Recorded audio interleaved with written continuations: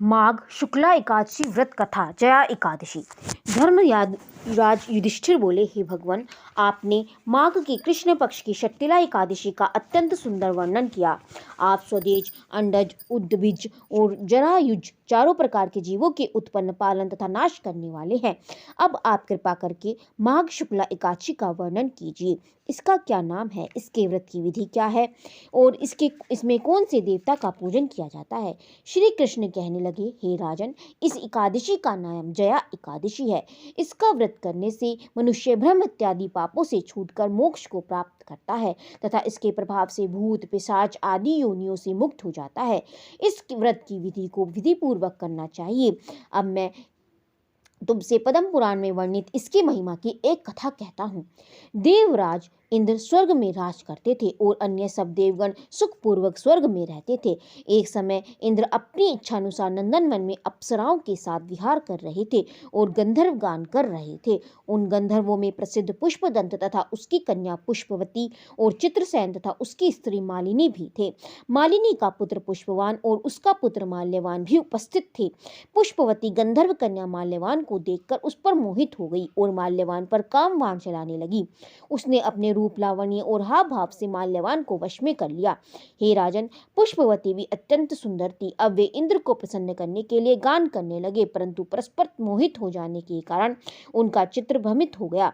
उनके ठीक प्रकार न गाने तथा लाल स्वर ठीक न होने से इंद्र उनके प्रेम को समझ गए और उन्होंने इसमें अपना अपमान समझकर उनको शाप दे दिया। इंद्र ने कहा कि मूर्खों, तुमने मेरी आज्ञा का उल्लंघन किया है, इसीलिए तुम्हें धिक्कार है। अब तुम दोनों स्त्री पुरुष के रूप में मर्त्यलोक में जाकर पिशाच रूप धारण करो और अपने किए का फल भोगो। इंद्र का ऐसा शाप सुनकर वे अत्यंत दुखी हुए और हिमालय पर्वत पर दुखपूर्वक अपना जीवन व्यतीत करने लगे। उन्हें गंध, रस और स्पर्श आदि का कुछ भी ज्ञान नहीं था। वहां उनको महान दुख मिल रहे थे। उन्हें एक क्षण के लिए भी निद्रा नहीं आती थी।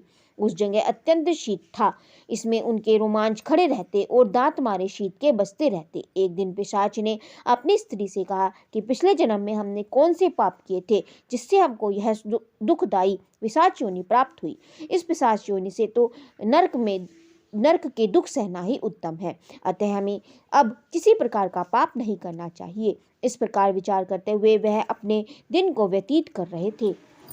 देव योग में तभी माघ मास में शुक्ल पक्ष की जया नामक एकादशी आई। उस दिन उन्होंने कुछ भी भोजन नहीं किया और न कोई पाप कर्म ही किया, केवल फल फूल खाकर ही दिन व्यतीत किया और साय समय महान दुख से पीपल के वृक्ष के नीचे बैठ गए। उस समय सूर्य भगवान अस्त हो रहे थे। उस रात अत्यंत ठंड थी, इस कारण वे शीत के मारे दुखित होकर मृतक के समान आपस में चिपटे हुए पड़े थे। उस रात्रि को उन्हें निंद्रा भी नहीं आई। हे राजन, जया एकादशी के उपवास और रात्रि में जागरण से दूसरे दिन प्रभात होते ही उनकी पिशाच योनि छूट गई। अत्यंत सुंदर गंधर्व और अप्सरा की देह धारण कर सुंदर वस्त्राभूषण से अलंकृत हो उन्होंने स्वर्गलोक को प्रस्थान किया। उस समय आकाश में देवता और गंधर्व उनकी स्तुति करते हुए पुष्प वर्षा करने लगे। स्वर्गलोक में जाकर उन दोनों ने देवराज इंद्र को प्रणाम किया। इंद्र उनके इस रूप में देखकर अत्यंत आश्चर्यान्वित हुए और पूछने लगे कि तुम अपनी पिशाच योनि से किस प्रकार छुटकारा पाया है, सब बतलाओ। माल्यवान बोला, हे देवेंद्र, भगवान विष्णु की कृपा से और जया एकादशी के प्रभाव से ही हमारी पिशाच देह छूटी है। तब इंद्र ने कहा, माल्यवान, भगवान की कृपा और एकादशी के व्रत करने से न केवल तुम्हारी पिशाच योनि छूट गई वरन हम लोगों के भी वंदनीय हो गए, क्योंकि विष्णु और शिव के भक्त हम लोगों के वंदनीय हैं, अतः आप धन्य हैं। अब आप पुष्पवती के साथ जाकर विहार करो। श्री कृष्ण कहने लगे, हे राजन युधिष्ठिर, इस जया एकादशी के व्रत से बुरी योनि छूट जाती है। जिस मनुष्य ने इस एकादशी का व्रत किया है और उसने मानो सब यज्ञ, जप, दान आदि कर लिए, जो मनुष्य जया एकादशी को व्रत करते हैं वे अवश्य ही 1000 वर्ष तक स्वर्ग में वास करते हैं। बोलो श्री कृष्ण भगवान की जय, बोलो विष्णु भगवान की जय, बोलो एकादशी माता की जय।